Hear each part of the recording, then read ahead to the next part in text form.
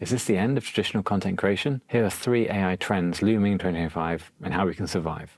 AI tools will and are able to create hyper-realistic images, videos, even like really well-made written articles that are almost indistinguishable from human. And this is going to flood social media with just all this automated content. It's going to make it even harder for individual creators to stand out. So to get ahead of this, focus on personal brand and authenticity. AI can't replicate human experiences or emotions, so create content that sort of taps into that. Content that's going to emphasize that sort of unique story and the values of being human. Hyper-personalized content. AI can quite rapidly customize ads to suit you based on the many ways that like Meta and Instagram will track you. You may have come across like some things that like, oh, this woman from Leicester made £1 million recently, and here's how you can too. Those things are based on sort of like your geolocation, the cookies that you've got, like that you've allowed, right? Well, things are only going to get more and more targeted. And it's not too far-fetched to believe that AI could just customize little details to certain adverts, just make it more bespoke to you. So to combat that, we might need to get a bit more specific and bespoke with our content as well, even more sort of targeted to that sort of like ideal audience avatar. Creators will need to adapt to a sort of more nuanced, data-driven approach to content creation. Invest in building a strong connection with your audience. In this sea of sort of generated, automated content, your audience is going to crave that genuine touch, the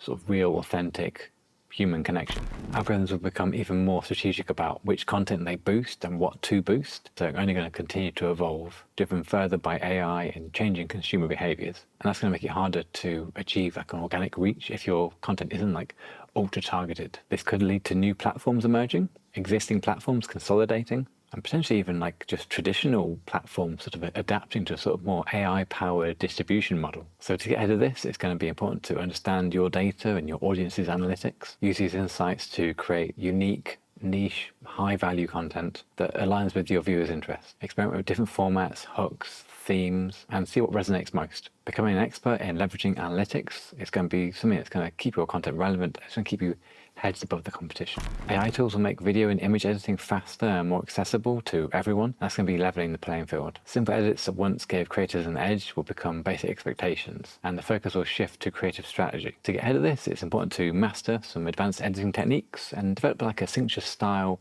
that AI is going to struggle to replicate with presets. And also, like, don't shy away from like leveraging these tools for yourself. If you can use them to like automate repetitive tasks, it's going to give you more time to focus on storytelling and strategic planning. So how can we stay ahead of the curve? The first step will be the obvious and most basic bits. Learn to embrace AI as a tool and not as a threat. So that'll mean putting in time to sort of learn the basics of it. How can you use AI?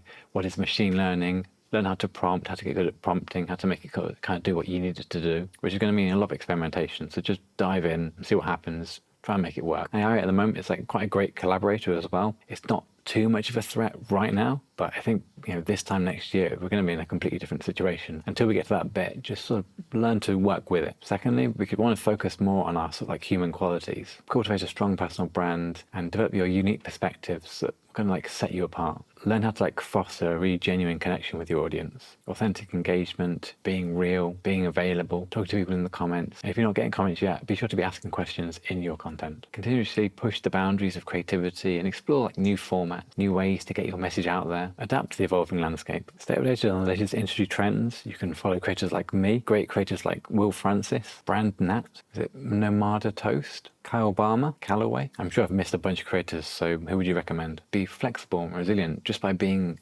open to adapting and like embracing these sort of market changes and new technologies. It's going to go a long way to sort of like helping you stay afloat of everything. As they say in Moneyball, adapt or die. Invest in continuous learning, either monetarily or just by paying attention to it. Upgrade your skills and knowledge to just stay relevant in this new cutting-edge digital age, which feels so boomer to say, but whatever. Ultimately, the key is going to be in leveraging this AI to improve your productivity while also doubling down on like the human elements that make your content unique. By understanding the potential impact of AI and adapting to these changes, content creators can not only learn to survive, but actually thrive in this changing landscape. So how are we feeling about 2025? Me, myself, I quite like this AI thing. I quite like that I can get it to do most things I want to do, and it's just making me more productive, do anything faster. I can do things I never thought I could. Plenty of food for thought there. I hope it helped. I hope this is a video that's not necessarily scared you away or anything, but it's kind of made you more excited about integrating AI into your workflow and what it could mean for the future, even if it does bring a bit of a scary competitor to the content battleground. Don't forget to subscribe, and I'll catch you in the next one.